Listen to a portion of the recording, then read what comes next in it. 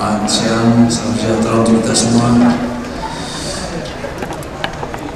Yang saya hormati di penitia Pak seminar kita di Ibu Betty Arisabana.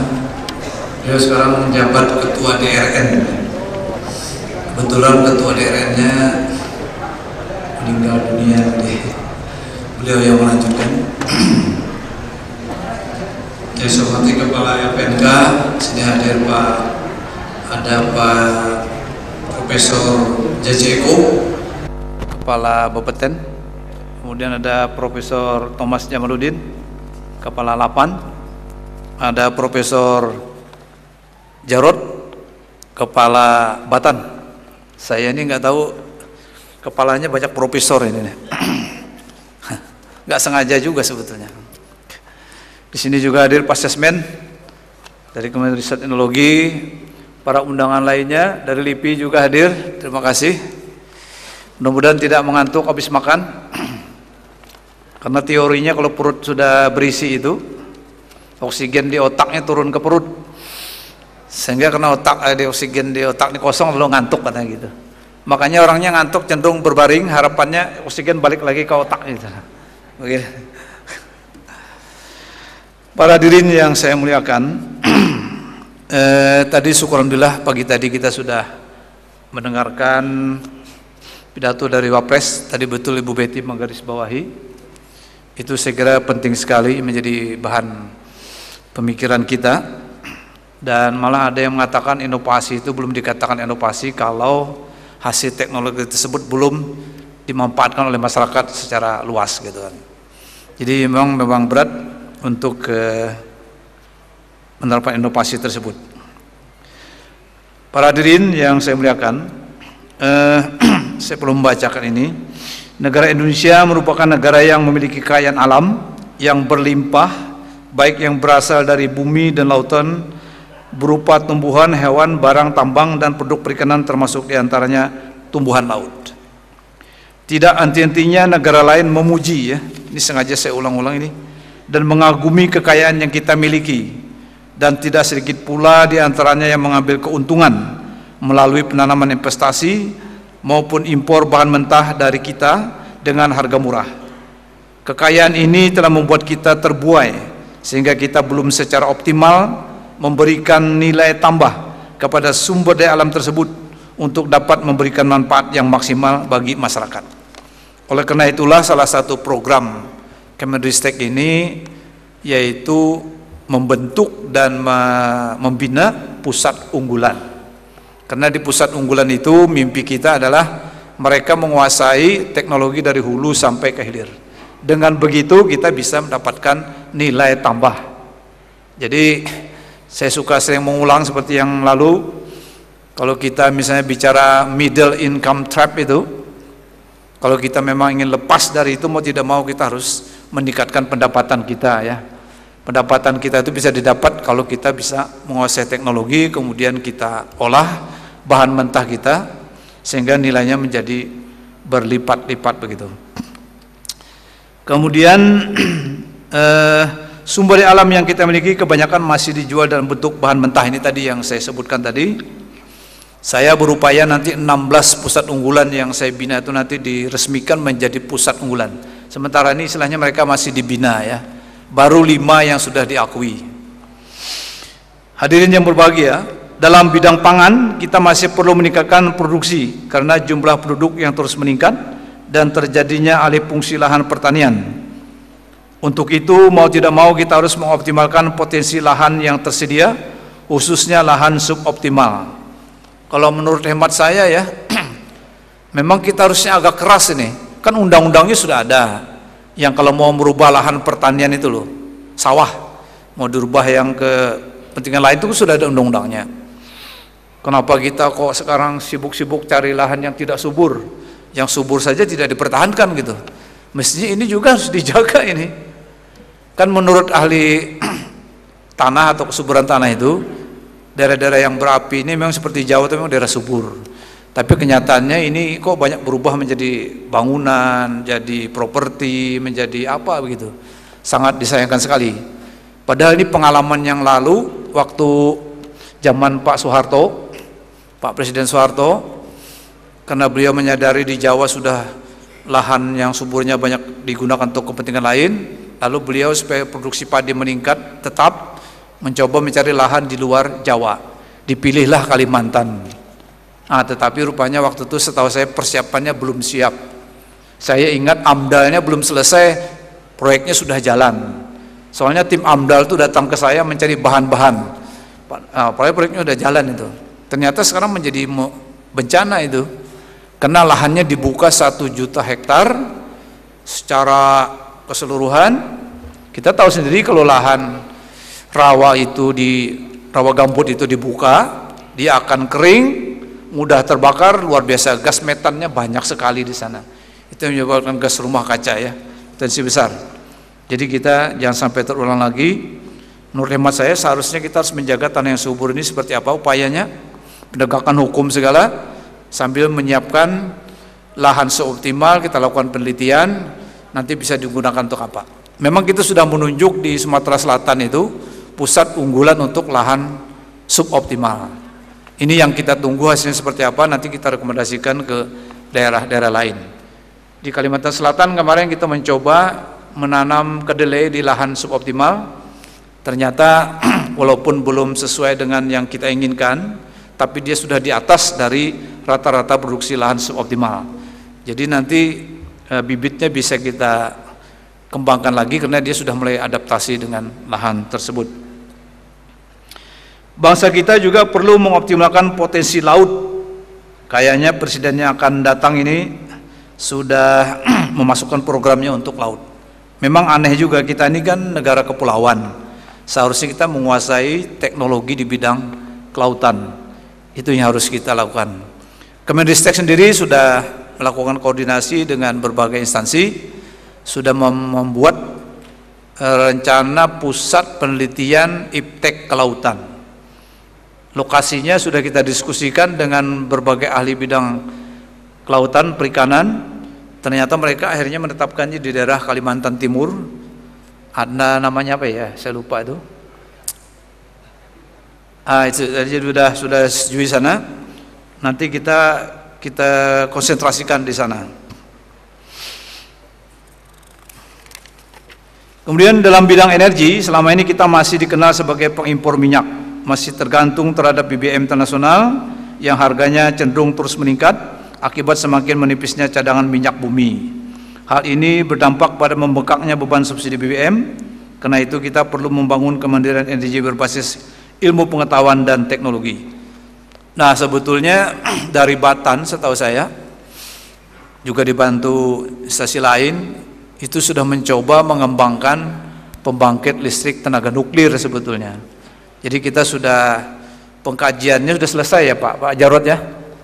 Nah, jadi kita di suatu tempat kita kaji, karena kebetulan di sana itu sumber energi sumber thorium apa uranium sana ya. Thoriumnya sudah ada sebagai bahan bakunya, kemudian daerah tersebut juga aman dari gempa dan tsunami, sudah cocok lah. Tapi sampai sekarang kelihatannya belum ini. Nah, oleh karena itu padahal kita tahu PLTN ini kalau sudah beroperasi murah itu per wattnya. Tapi kelihatannya kita masih ada khawatir, takut-takut seperti apa. Tetapi sekarang Batan mencoba tadi seperti pidato saya pagi tadi, merintis membuat PLTN untuk skala kecil 30 megawatt. Kita bangun di Serpong dan nanti rencananya dimanfaatkan untuk kebutuhan sendiri dulu. Maksud saya itu sambil cari pengalaman begitu, kalau ada masalah apa segala, sebelumnya kita bangun yang besar-besar. Saya di Dewan Energi Nasional itu sudah berupaya itu supaya PLTN ini masuk. Rame itu debatnya hampir 2 tahun lebih. Berdebat nggak jadi-jadi itu draftnya kebijakan energi nasional gitu. Nah, dilalah kalau bahasa Jawa itu Pak Jaji ya, dilalah ya. Kalau Pak Jamal nggak tahu mungkin bahasa Jawanya. Waktu itu yang mimpin rapatnya itu dipanggil Pak Presiden. Akhirnya saya disuruh mimpin rapat. Nah, hari itu kesempatan saya tuh. Diketuk akhirnya hari itu. Saya senang sekali itu. Kalau enggak bisa berapa tahun lagi belum selesai itu. Tapi itu pun tahu nggak akhirnya? Kalimat nuklir itu digunakan bagian paling terakhir. Artinya tetap juga belum bisa nerima.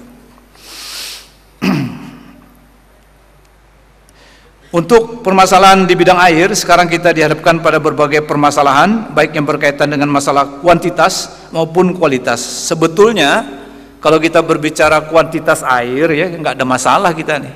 Apalagi kita nih judulnya berada di hutan hujan tropis, aneh kalau nggak punya air, ya kan? Tapi kalau sudah kita menyangkut kualitas air, nah di sini masalahnya menjadi sedikit karena air kita banyak dicemari oleh perusahaan ke apa begitu yang tidak sesuai aturan, maksudnya seperti itu. Tapi kalau yang sesuai aturan sih bagus sebetulnya. Makanya waktu saya sebagai Menteri Lingkungan Hidup, program yang namanya Proper itu saya galakkan betul itu. Saya libatkan terus, semakin banyak perusahaan harus terlibat. Nah, perusahaannya saya bina, siapa yang mau dibina kita bina betul itu, bagus. Kita beri kemudahan-kemudahan. Tapi yang tidak mau ya terpaksa kita beri penalti seperti itu. Misalnya diajukan ke pengadilan apa segala itu. Itu yang saya lakukan. Mereka mungkin takut juga kemarin waktu saya itu. Untung saya sudah dipindah jadi aman-aman lah. Jadi perusahaan saya kasih warna itu, yang paling jelek hitam. Itu hitam itu bahasa anunya bandel lah. Kemudian yang merah itu tidak comply. Bisa dari ibarat 3 peraturan mungkin 1 tidak dipenuhi, 2 sudah. Itu yang merah itu.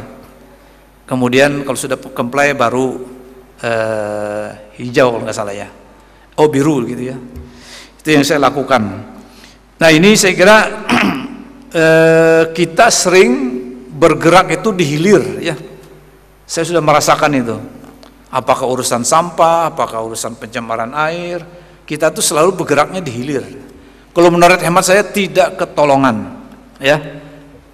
Coba sampah. Kalau kita benahi di hilir, kita olah macam-macam, jadi energi, jadi apa macam-macam. Tapi kalau di hulu itu ada terus, penduduknya tambah banyak, per penduduk berapa kilo misalnya sampah, nggak bisa kita, nggak tahan. Hilir boleh-boleh saja kita tangani, tapi hulunya jangan dilupakan itu, harus digarap. Terlalu capek kita. Itu yang harus kita lakukan. Kemudian terkait dengan kuantitas air, kita sering dihadapkan pada masalah kekeringan pada suatu waktu, dan pada waktu lainnya juga dihadapkan pada bencana banjir. Ya ini sudah tahu lah kita masalahnya, mestinya kita tinggal antisipasinya seperti apa gitu. Sementara itu dalam masalah kualitas air kita sering dihadapkan pada permasalahan kekurangan air bersih di berbagai daerah. Kita ini belum memenuhi target MDGs. Salah satunya kemudian akses penduduk untuk air bersih itu belum kita penuhi. Walaupun kita sudah menciptakan peralatan-peralatan pengolahan air yang bisa langsung untuk diminum, tapi ini masih banyak yang harus kita lakukan. Hadirin yang berbahagia, sudah tidak terbantahkan lagi bahwa iptek merupakan unsur penting di dalam membangun dan memajukan suatu bangsa. Kalau ini sudahlah setiap hari ini orang mau muji-muji iptek itu penting, tapi pada kenyataannya anggarannya kelihatannya turun ini. Nah seharusnya seirama antara yang dipuji-puji tadi dengan anggarannya, mestinya begitu ya. Mudah-mudahan nanti presidennya akan datang meningkatkan 10 kali lipat, kan saya nggak tahu. Kalau Pak Habibie pesannya kemarin 5% dari APBN. Saya kemarin hitung-hitung besar mana ya antara 5% APBN dengan 1% GDP. Sebab patokan negara-negara lain itu kan 1% GDP. Kita ini sekarang hampir 11 triliun ya dana untuk bidang penelitian ini di berbagai kementerian apa segala, ditambah Kementerian Riset Teknologi, tambah 7 LPNK. Kalau saya tidak keliru itu 11 triliun itu. Kalau APBN kita 1.700 berapa itu persennya itu? Sampai enggak 1% ya? Belum ya? Itu baru dari APBN. Belum lagi kalau hitung GDP, wah tambah jauh lagi tuh.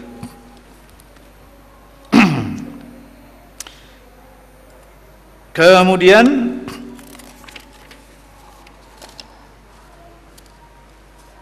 negara seperti, nah ini contoh yang sudah ya, seperti Jepang, Korea, Taiwan. Korea itu sudah mau 3% kalau nggak salah itu dari GDP dana untuk penelitiannya.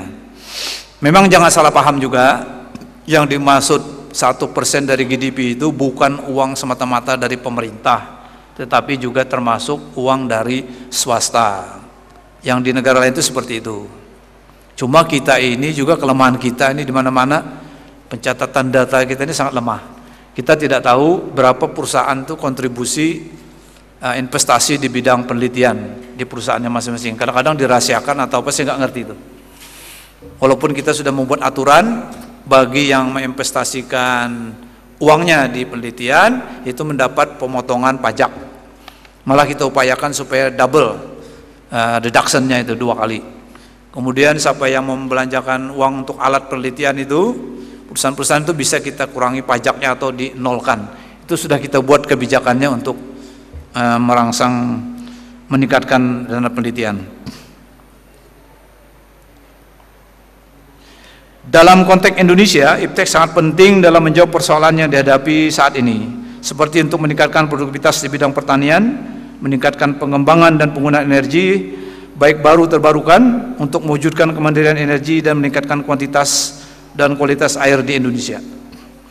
Kalau saya ini menyarankannya dengan Pak Jarod ini, kita rangsang aja Pak di Kalimantan Pak, membangun PLTN. Soalnya gubernurnya sudah siap mendukung itu. Jadi kita balik, energinya siapkan, pasti investor akan datang ke sana karena infrastrukturnya ada. Jadi kita bisa mengatasi padatnya pencari kerja yang ada di sini ke Kalimantan.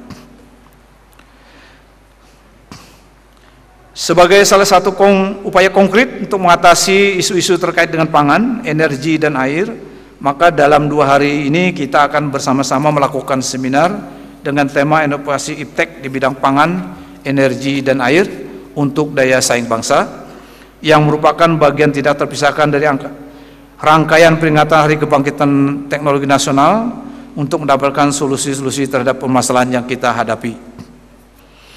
Secara khusus di bidang pangan kami mengundang pembicara kunci, tidak tahu bisa hadir nggak beliau nih, Menteri Pertanian, mungkin diwakilkan ya.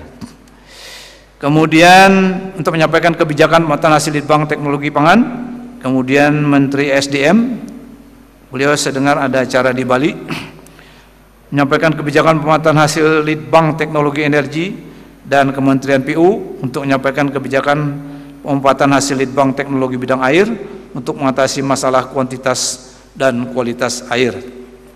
Kemudian seminar dilanjutkan secara serial pada bidang pangan, akan menitik beratkan pada upaya pemanfaatan lahan suboptimal dan lahan pasang surut untuk kesejahteraan petani dan menampilkan kisah sukses pelaku pertanian dalam membangun kemandirian dan kedaulatan pangan. Untuk bidang energi akan menitik beratkan pada pengembangan energi baru dan terbarukan. Sementara itu di bidang air akan menitik beratkan pada upaya-upaya untuk meningkatkan kualitas dan kualitas air. Ini dari Kementerian Hidup ada ya? Ada ya? Bagus. Nanti Pak harus habis-habisan kita nih Pak. Baik di hulu maupun di Kementerian Lingkungan Hidup. Para hadirin yang saya muliakan, saya berharap seminar ini nanti akan menghasilkan ide dan gagasan dalam upaya membangun kemandirian pangan dan energi dan pengelolaan serta pendayagunaan sumber daya air berbasis pada kemampuan IPTEK. Kita rasanya malu juga sebagai negara kedua keanekaragaman hayatinya yang tinggi, tapi kenyataannya misalnya pangan masih ekspor, masih impor gitu ya. Kita malu juga. Lain kalau barangnya tidak ada saya bisa paham lah. Ini barangnya ada semua di sini. Tinggal pengelolaannya saja. Selain itu kami berharap dengan melalui seminar ini juga membangkitkan motivasi kita semua untuk menciptakan kisah-kisah sukses dalam membangun kedaulatan pangan, energi dan penciptaan kuantitas dan kualitas air Indonesia. Saya kira itu yang bisa saya sampaikan. Yang penting nanti bapak-bapak ahli ini yang mendiskusikan bagaimana bentuknya. Saya kira termasuk kerjasamanya itu seperti apa supaya itu bisa diwujudkan. Saya senang sekali sekarang dari litbang sudah semakin bagus kerjasama kita, saling mendukung begitu, saling komplementari, saling mengisi.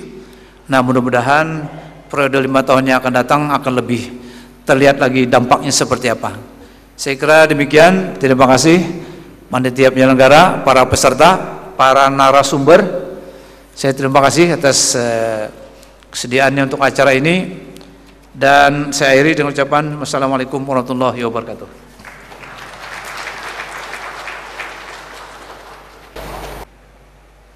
Acara berikutnya adalah seminar pleno dengan tema Kebijakan Pemanfaatan Hasil Litbang Teknologi di bidang pangan, energi, dan air. Acara ini akan dimoderatori oleh Sekretaris Dewan Riset Nasional. Kepada Bapak Iding Haidir, kami silahkan.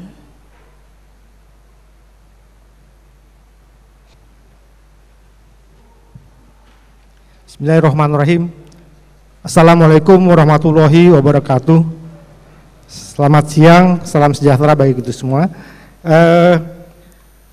Pada kesempatan ini saya ditugasi untuk memoderatori sesi pertama pleno yang akan membahas mengundang pembicara-pembicara dari Kementerian Pertanian, Kementerian SDM, dan Kementerian PU. Sifatnya pleno karena nanti siang masih ada, sore nanti masih ada satu sesi untuk energi khusus. Untuk mencikat waktu kami mengundang pembicara-pembicara yang sudah confirm, yaitu yang pertama Bapak Dr. Haryono, Kabalitbang Pertanian. Beliau juga anggota Dewan Riset Nasional, Pak. Yang kedua Bapak Sutiastoto, Kabalitbang SDM. Beliau juga anggota DRN kebetulan. Dan yang ketiga Bapak Waskito Pandu dari PU. Oh silakan Pak. Sebenarnya Kabalitbang PU sebelumnya juga anggota Dewan Riset Nasional. Silakan Pak.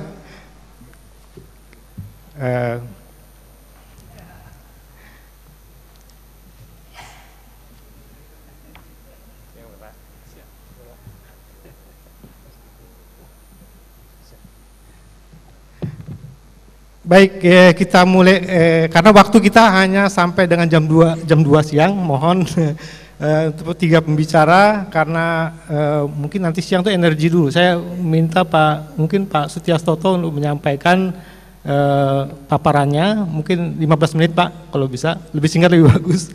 Nanti karena ada diskusi juga. Baik, saya kira lanjut saja. Boleh di sana atau di sini? Assalamualaikum warahmatullahi wabarakatuh. Selamat siang, salam sejahtera bagi kita semua. Yang terhormat Menteri Riset dan Teknologi Profesor Dr. Gusti, kemudian para kepala badan, sekretaris, dan sekarang mungkin merangkap sekalian Kepala Dewan Riset Nasional. Ini para kepala Balitbang, kemudian juga Balitbangda.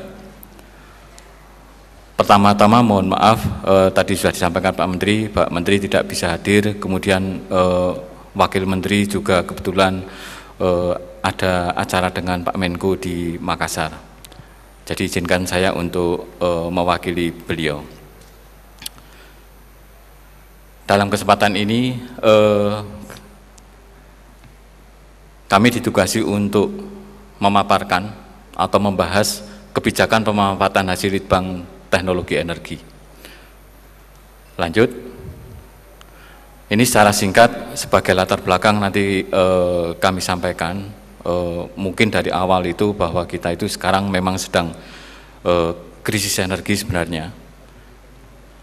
Kemudian peran inovasi meningkatkan ketahanan energi, dan tadi juga sudah disampaikan oleh Pak Menteri, kemudian Wakil Presiden juga sudah membahas.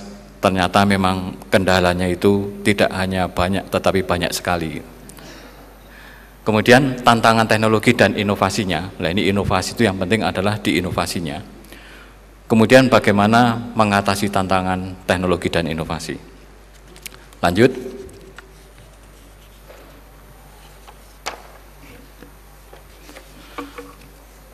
Jadi di dalam pemenuhan kebutuhan energi, sebenarnya secara ideal itu adalah energi itu mendukung pertumbuhan ekonomi. Jadi kalau ekonomi itu, dan itu sudah ada contohnya, banyak contohnya. Yang contoh paling baru adalah India. India itu pertumbuhan ekonominya sangat pesat, tetapi karena masalah energinya itu sulit diatasi, terutama pasokan listrik dan lain-lain, sehingga pertumbuhan ekonominya terkoreksi. Dan di kita, ini nanti akan kita lihat bahwa sekarang itu kita masih tergantung kepada minyak, 47%, ya kalau dibulatkan 50%. Dan dari 50% pemakaian energi tadi, yaitu minyak, 50%-nya ternyata dari impor. Nah ini ke depan bagaimana akan kita lihat. Nah kalau kita tidak bisa memenuhi pertumbuhan atau kebutuhan energi, target pertumbuhan ekonomi yang ternyata cukup tinggi, kalau kemarin sudah disampaikan oleh Menteri Bappenas, targetnya 7%, kita itu dalam waktu 5 tahun harus bisa menyediakan 40 gigawatt listrik.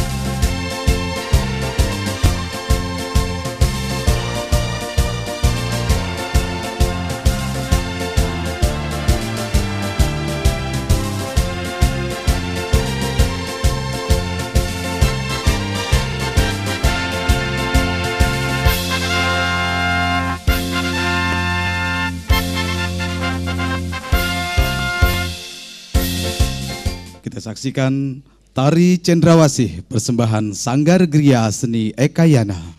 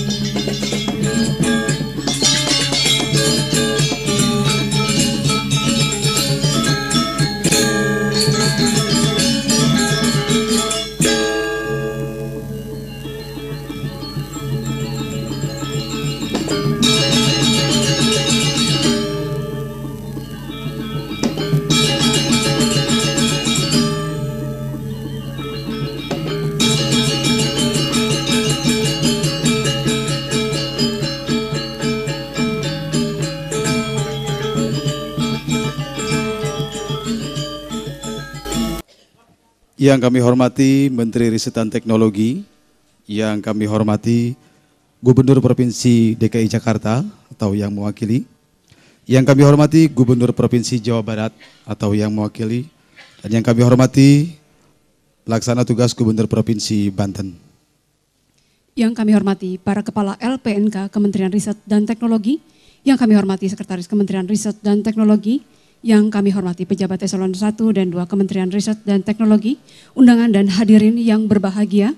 Assalamualaikum warahmatullahi wabarakatuh. Selamat siang dan salam sejahtera bagi kita semua. Puji dan syukur kita panjatkan kehadirat Allah Subhanahu wa Ta'ala, Tuhan yang Maha Esa, atas karunia-Nya kita semua dapat berkumpul bersama di tempat ini dalam keadaan sehat walafiat pada acara penyerahan apresiasi IPTEK dalam rangka Hari Kebangkitan Teknologi Nasional ke-19. Selanjutnya, laporan pelaksanaan apresiasi IPTEK oleh Deputi Bidang Kelembagaan IPTEK kepada Bapak Mulyanto. Kami silakan.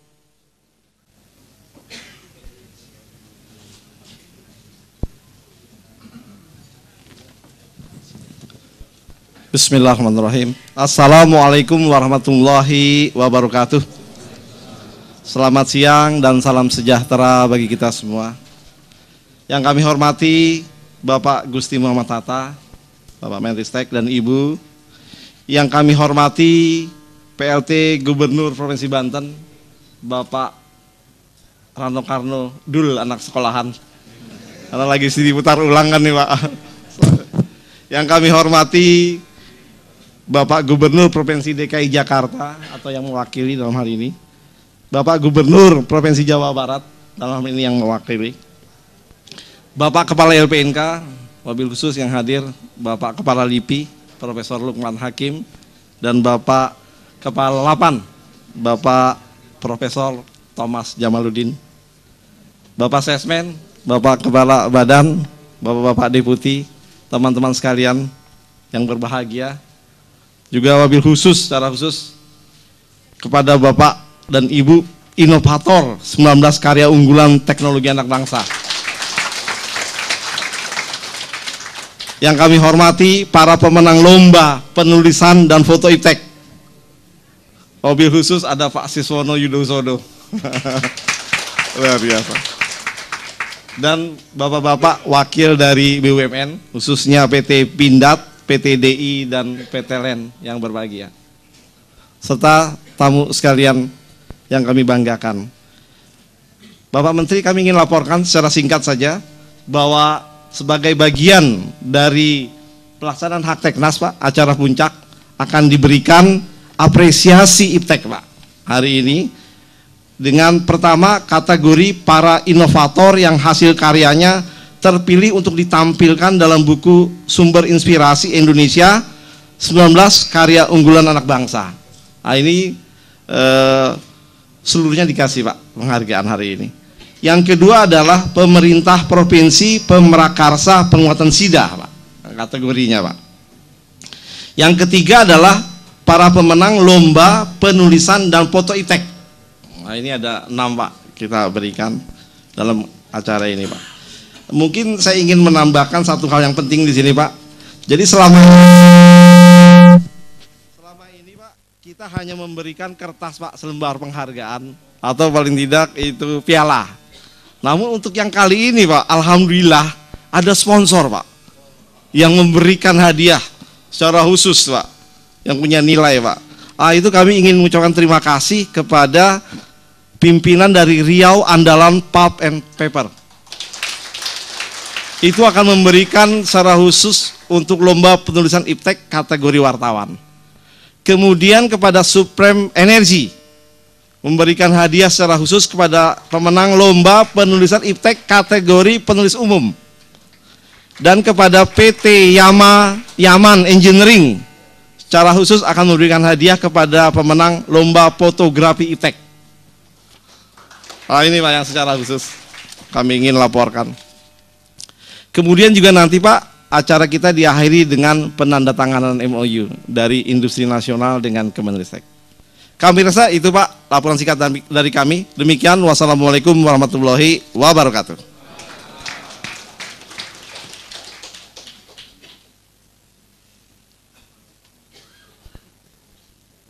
Acara selanjutnya, pemberian penghargaan kepada pemerintah Provinsi Pemrakasa Penguatan Sistem Inovasi Daerah atau SIDA yang akan diberikan oleh Menteri Riset dan Teknologi didampingi oleh Deputi Jaringan IPTEK Bapak Agus Rusiana Hotman. 1. Pemerintah Provinsi DKI Jakarta atas inovasi peningkatan kapasitas pelayanan pemerintah daerah. Kedua, kami persilakan Ibu.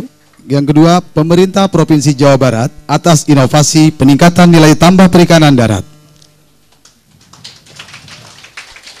Ketiga, pemerintah Provinsi Banten atas inovasi peningkatan daya saing masyarakat pedesaan.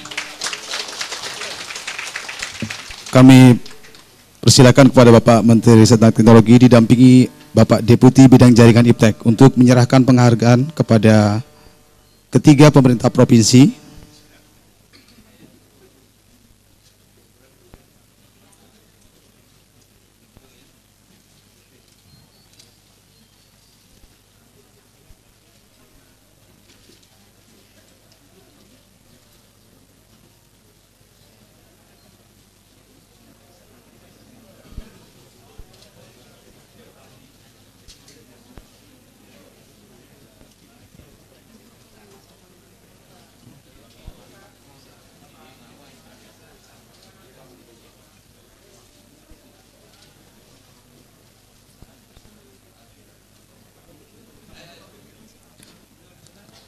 Kami persilakan Bapak Menteri beserta Bapak Deputi Jaringan IPTEK berfoto bersama ketiga pemerintah provinsi Pemrakarsa SIDA.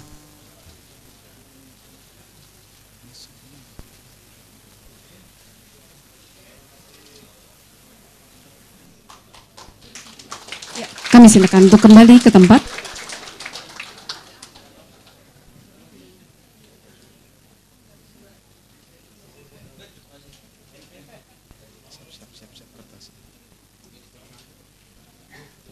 Acara selanjutnya, laporan pelaksanaan apresiasi.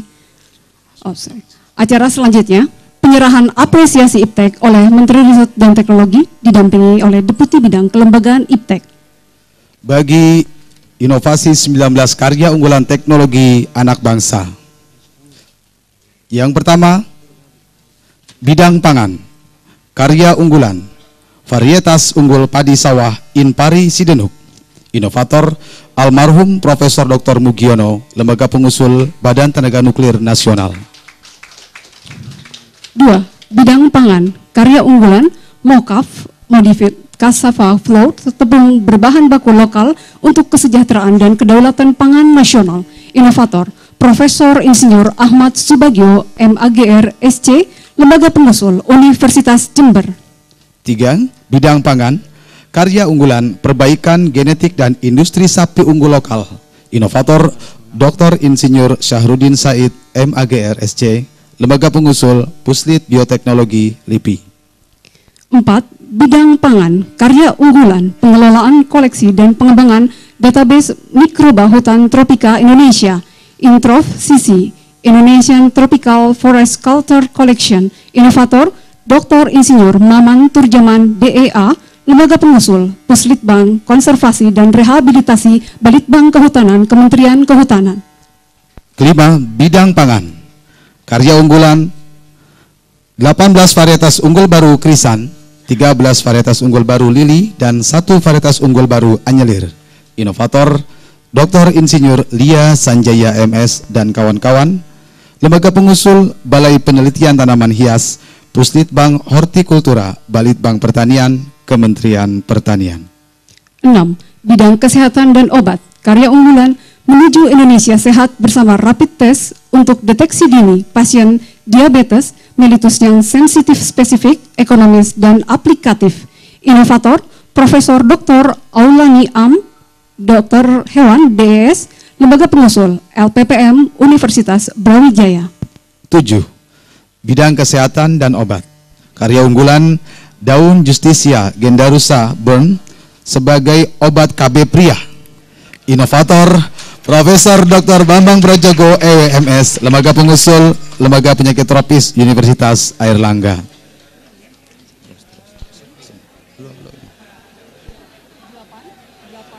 8.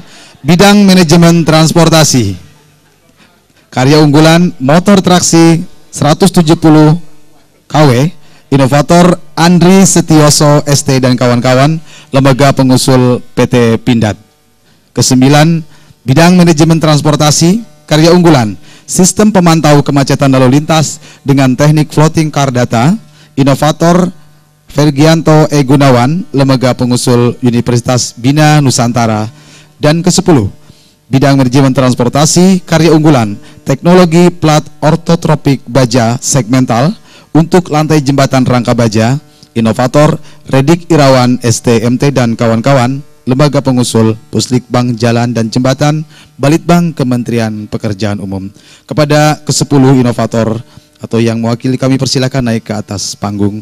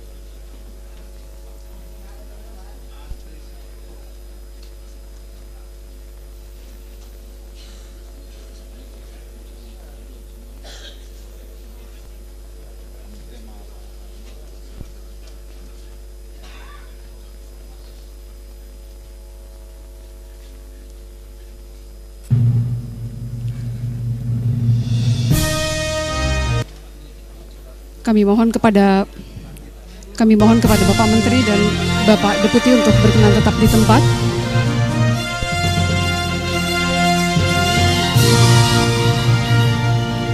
Kami mohon kepada Bapak Menteri dan Bapak Deputi untuk berkenan tetap di tempat. Selanjutnya, nama yang kita sebut, kami mohon untuk langsung menaiki ke atas panggung. 11. Bidang pertahanan dan keamanan, karya unggulan landing platform dock, inovator tim PT PAL Indonesia, lembaga pengusul PT PAL Indonesia. 12. Bidang material maju, karya unggulan karbon spare nanoporos untuk baterai litium mobil listrik dari pati atau selulosa, inovator Profesor Riset Dr. Gustan Pari MSI dan kawan-kawan, lembaga pengusul Puslitbang Keteknikan Kehutanan dan Pengolahan Hasil Hutan. 13. Bidang material maju, karya unggulan plastik ramah lingkungan, inovator Dr. Andes Sudrajat Iskandar, lembaga pengusul Pusat Aplikasi Isotop dan Radiasi Badan Tenaga Nuklir Nasional. Bidang material maju ke-14, karya unggulan Beli Radom dan penguasaan teknologi Radom, inovator tim desain dan produksi PT Dirgantara Indonesia, lembaga pengusul PT Dirgantara Indonesia. 15. Bidang air, karya unggulan Tagas 170, teknologi air siap minum gambut asin, inovator Ardi Herlambang dan kawan-kawan, lembaga pengusul BPPT.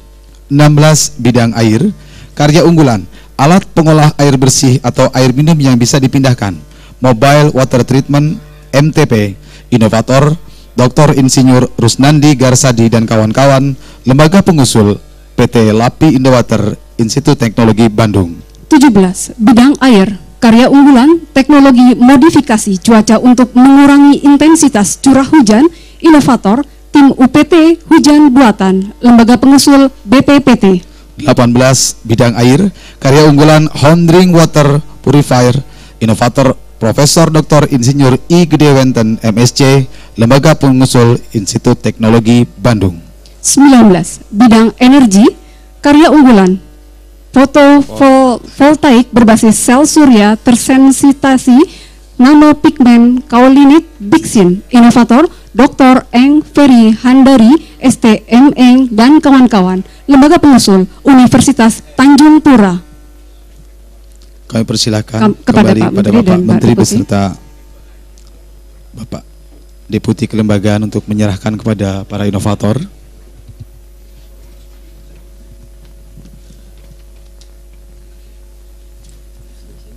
Foto bersama.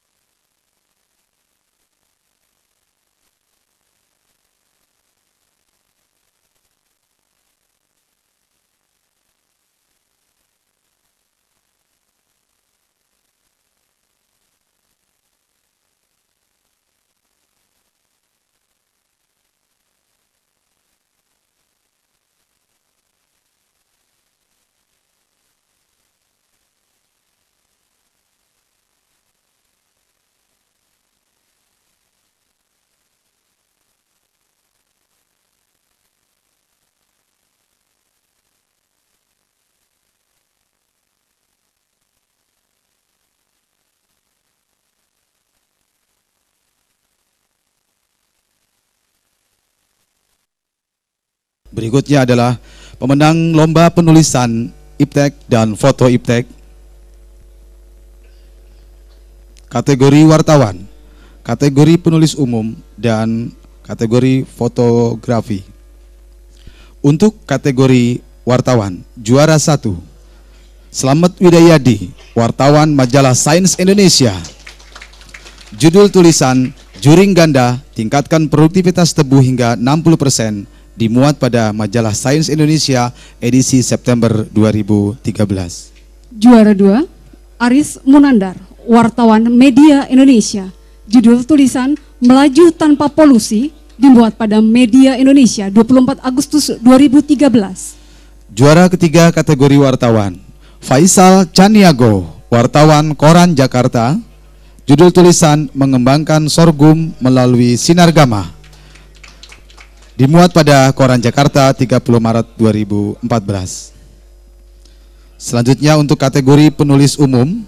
Juara 1, Siswono Yudo Husodo, Ketua Yayasan Universitas Pancasila.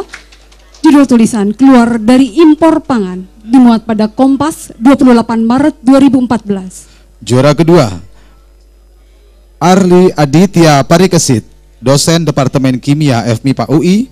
Judul tulisan, Bioinformatika dalam Riset Pangan, Energi dan Air, dimuat pada Detiknet 26 Mei 2014.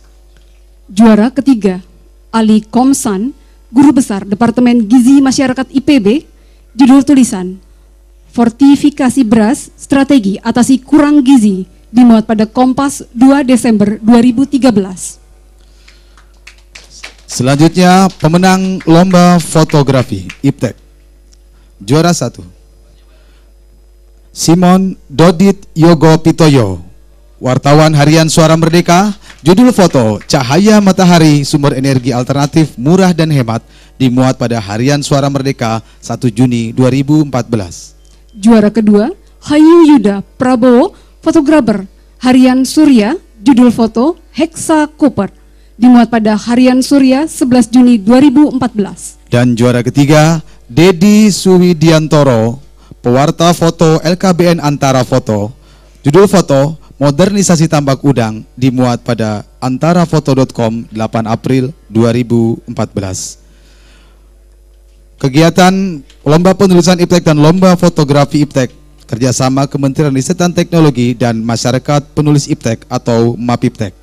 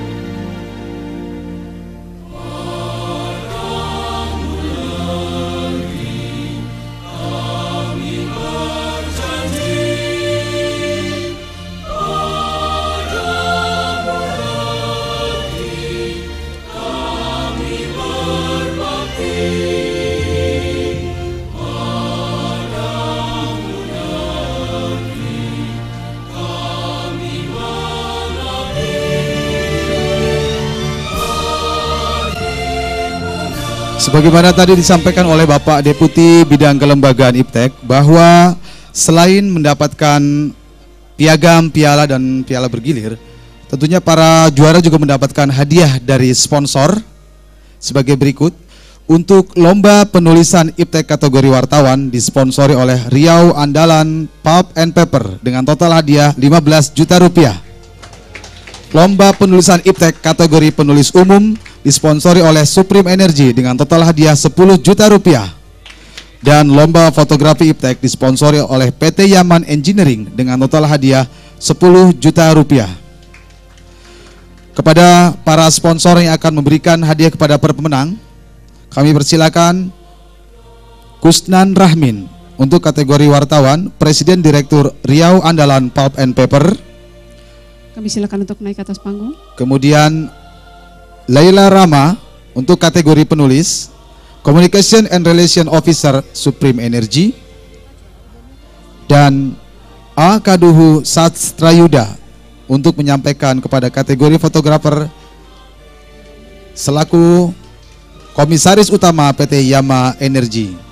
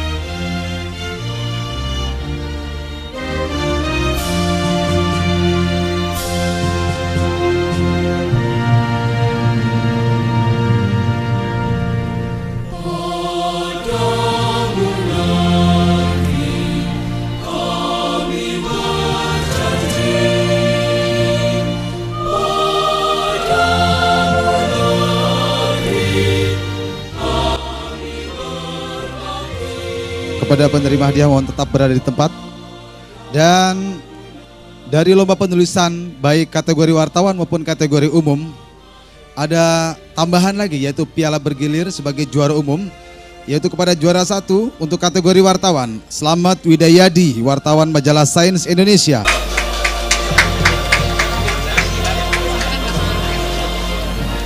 Ya, kami silakan untuk kembali ke tempat.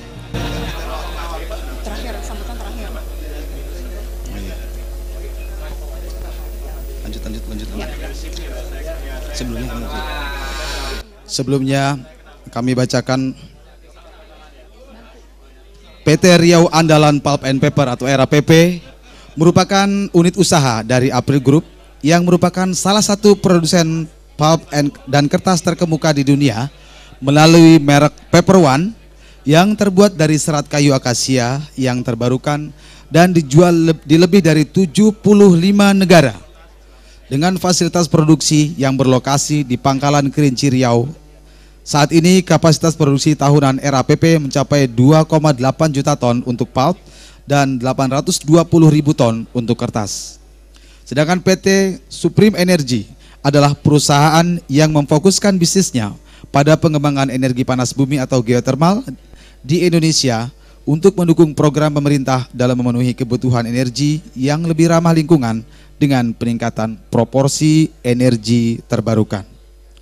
Sedangkan PT Yama Engineering adalah sebuah perusahaan engineering dan konstruksi lokal di bidang energi seperti minyak dan gas. Sekali lagi kami ucapkan terima kasih kepada Komisaris Utama PT Yama Engineering, juga Communication and Relation Officer dari Supreme Energy, dan Presiden Direktur Riau Andalan Pulp and Paper. Baiklah, langsung saja ke acara selanjutnya. Penandatanganan kesepakatan bersama antara Kementerian Riset dan Teknologi, PT Pindad Persero, PT Len Industri, dan PT Dirgantara Indonesia Persero tentang penelitian, pengembangan, dan penerapan teknologi di bidang pertahanan keamanan.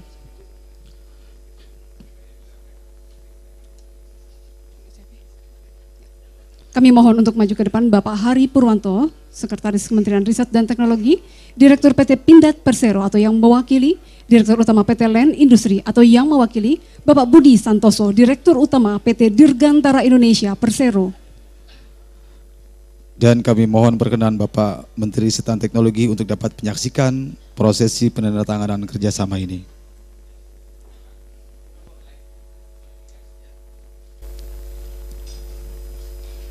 Kami persilakan kepada para pihak untuk menandatangani secara bersama-sama.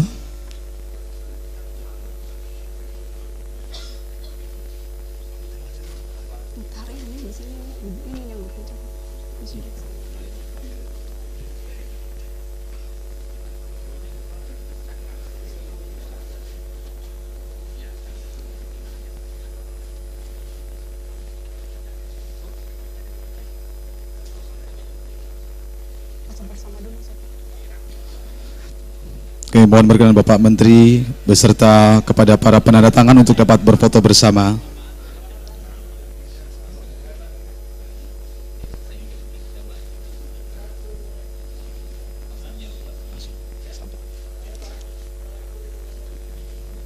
Ya, kepada para penandatangan kami persilakan untuk kembali ke tempat, dan kepada Bapak Menteri kami mohon berkenan memberikan sambutan.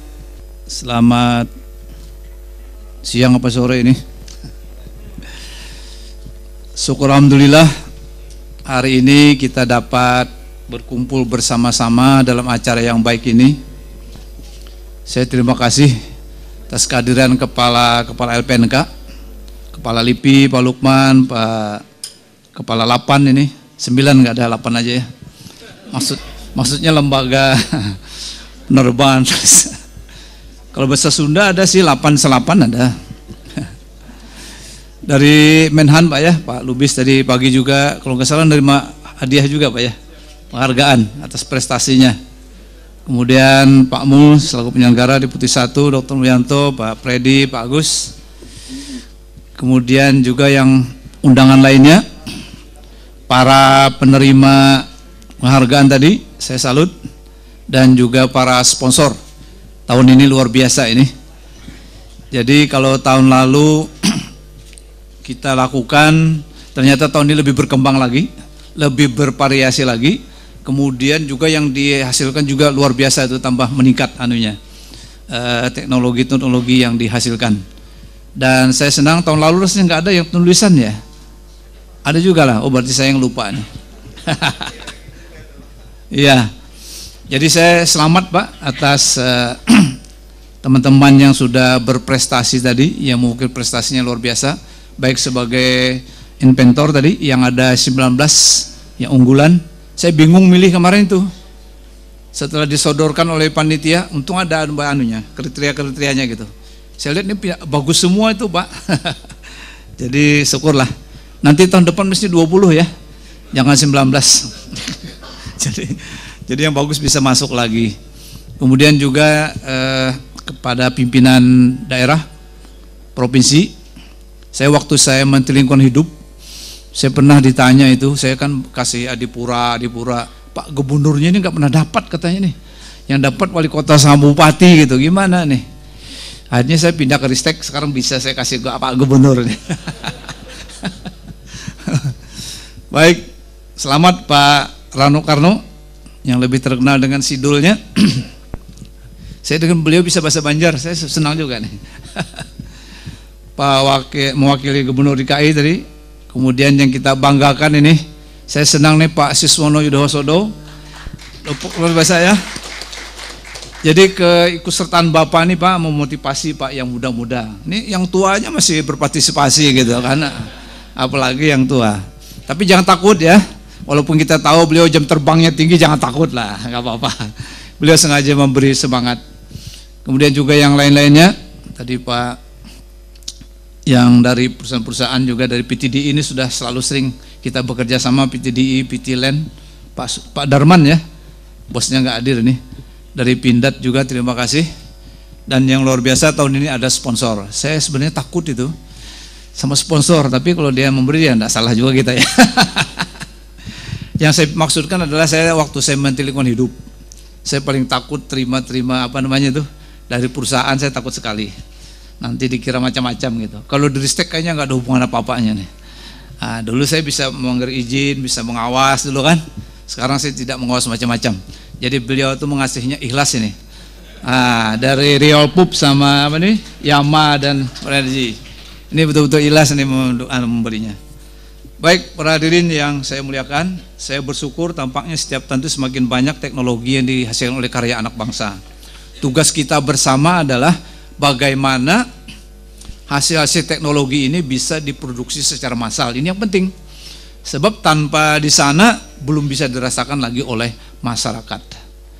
Memang pengalaman saya Pak, untuk mengenalkan teknologi karya anak bangsa ini dengan industri itu susah Pak. Entah apa saya nggak ngerti, apakah kalau dijual nggak laku, nggak untung, ataukah ini belum meyakinkan teknologinya itu. Kita tuh ada yang 2-3 tahun baru bisa jadi Pak, tapi sekarang sudah mulailah. Seperti yang kita lakukan kan setiap tahun itu kita seleksi dari hasil teknologi yang ada itu, kita pilih 100, kita masukkan ke dalam buku yang namanya 100 inovasi. Itu kita bagi ke industri, kemana begitu ya. Ini sudah 105, berarti ada 600 yang sudah kita sebarkan. Teman-teman bilang baru 20% yang diterapkan gitu. Sayang sekali. Padahal punya kita itu bersaing Pak. Contoh misalnya yang dibuat oleh Pak Gedewinten dari mana ya? Dari TB. Itu sudah mau diproduksi oleh PT IPA. Katanya itu harganya bisa 30% lebih murah dari produksi orang lain. Nah ini luar biasa. Kelebihannya juga punya beliau itu tidak membunuh semua mikroba gitu ya. Kan ada mikroba yang positif itu, punya Pak Gedewinten itu. Saya senang itu mau diproduksi tahun ini, kalau nggak salah paling tidak 1000 unit. Nah itu juga akan kita coba.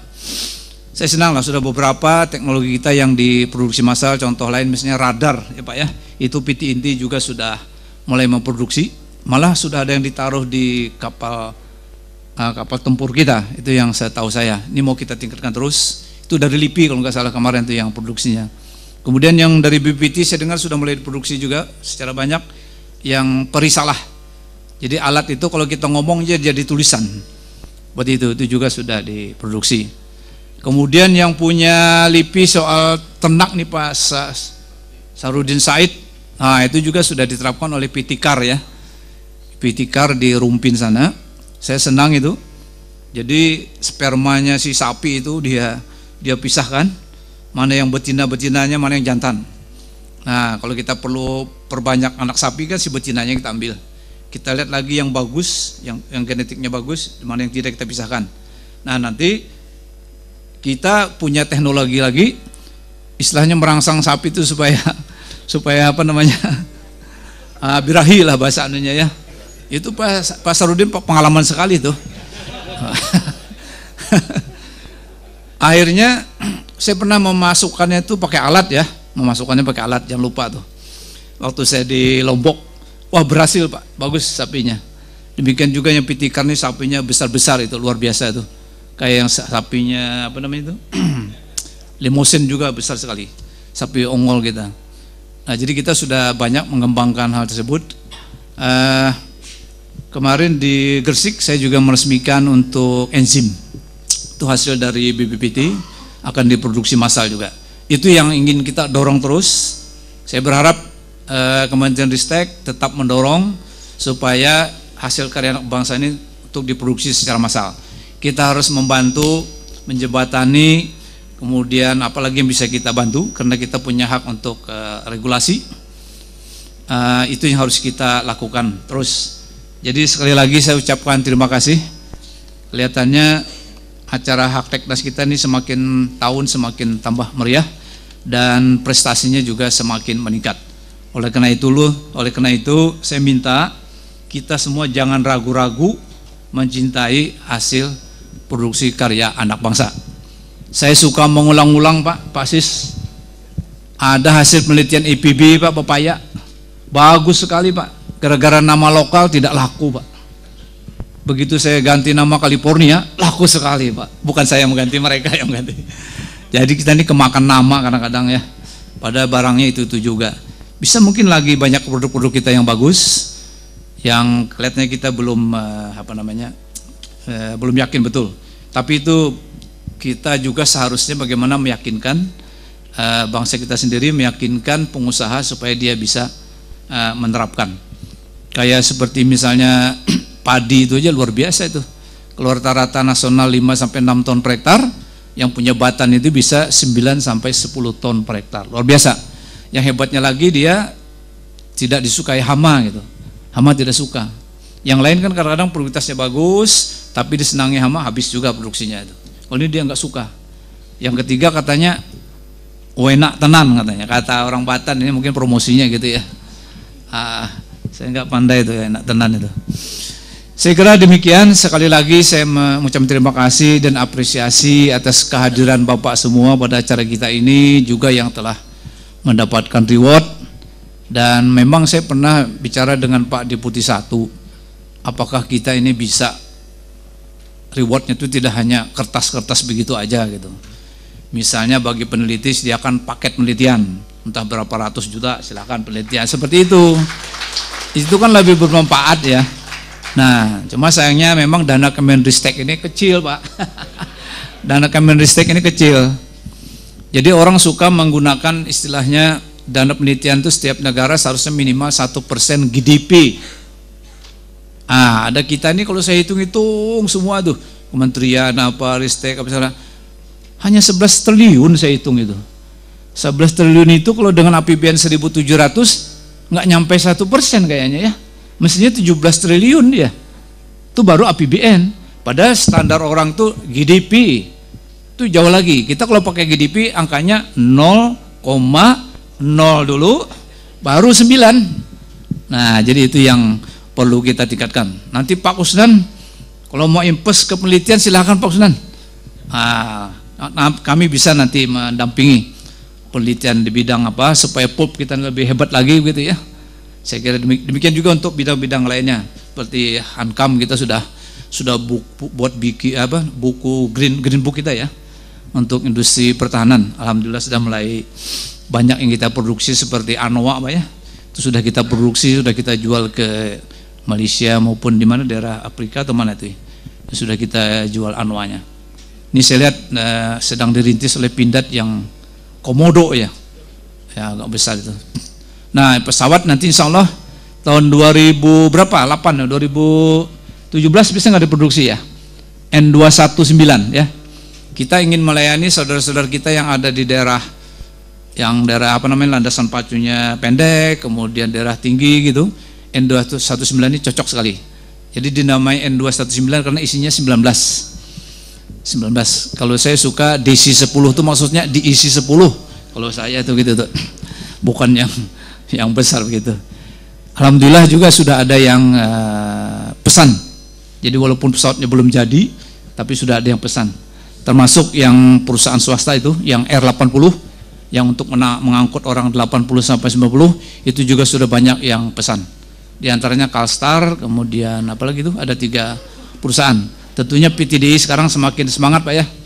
Kalau dulu sempat loyo, sempat tenaga ahlinya mungkin keluar negeri kemana karena ya seperti di stop gitu. Sekarang sekaliannya bangkit kembali itu. Jadi sekali lagi apresiasi saya atas semuanya dan saya akhiri. Assalamualaikum warahmatullahi wabarakatuh. Demikian acara apresiasi IPTEK dalam rangka peringatan Hari Kebangkitan Teknologi Nasional ke-19 tahun 2014 pada hari ini telah selesai. Akhir kata kami ucapkan wassalamualaikum warahmatullahi wabarakatuh.